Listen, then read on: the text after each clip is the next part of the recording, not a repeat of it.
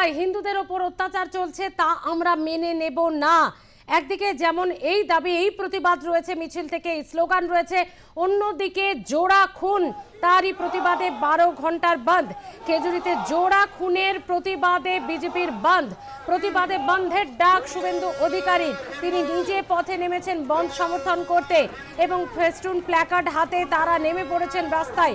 BJP কর্মী সমর্থকদের নিয়ে মিছিল করেছেন শুভেন্দু অধিকারী এবং তারপর বক্তব্য রেখেছেন, যে বক্তব্য আপনাদের সামনে তুলে ধরলাম।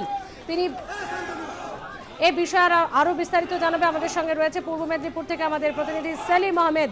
সেলিম, এখনো পর্যন্ত মিছিলের এবং বন্ধের কি পরিস্থিতি? শুভেন্দু অধিকারীর বক্তব্য আমরা শুনলাম, তারা কিন্তু পুরো ঘটনার প্রতিবাদ জানাচ্ছেন এবং তারই ডাকে বন্ধ।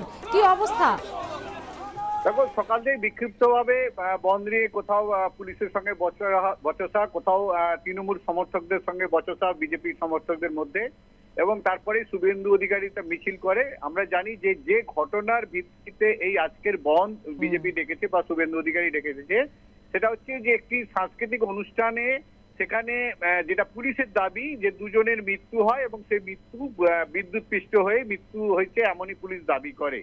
যদিও শুভেন্দু অধিকারী সেই মৃত্যুর পিছনে রহস্য রয়েছে এবং তাতে তা গণ পিটুনিতে তাদেরকে মারা হয়েছে বলে এমনই অভিযোগ করে, এবং সেই প্রতিবাদে কিন্তু আজকে খেজুরি বন্ধ ডাকা হয়েছে। সকাল থেকেই প্রথমের দিকে সকালে কিন্তু স্বাভাবিক থাকলে যত বেলা গড়িয়েছে ততই কিন্তু উত্তেজনা বেড়েছে। কোথাও পুলিশের সঙ্গে বচসা, কখনো জাতীয় সড়ক বন্ধ, কখনো হেড়িয়া থেকে বোগা যে খেজুরির সড়ক সেটা বন্ধ করা হয়, কাঠের গুড়ি ফেলে দেওয়া হয় কোথাও কোথাও।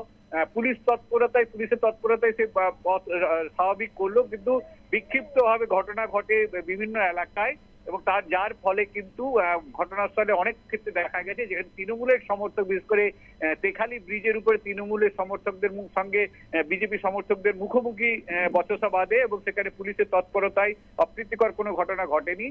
হেড়িয়াতে বিশেষ করে কলাগেছিয়া বা কামারদার কাছে কিন্তু গাছের গুড়ি ফেলে বন্ধ করে দেওয়া হয়।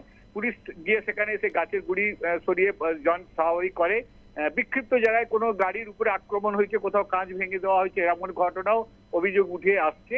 এবং তারপরে কিন্তু 116B যেটা দীঘা সড়ক, সেখানেও অবরোধ করার চেষ্টা করে বন্ধ সমর্থকরা। সেখানে কিন্তু পুলিশের সঙ্গে সরাসরি বচসায় জড়িয়ে পড়ে বন্ধ সমর্থকরা এবং সেখানে কিন্তু পুলিশ তৎপরতায় এবং প্রচুর পুলিশ মোতায়েন করা হয়। তারপরে কিন্তু সেখানে যান চলাচল স্বাভাবিক করা হয়।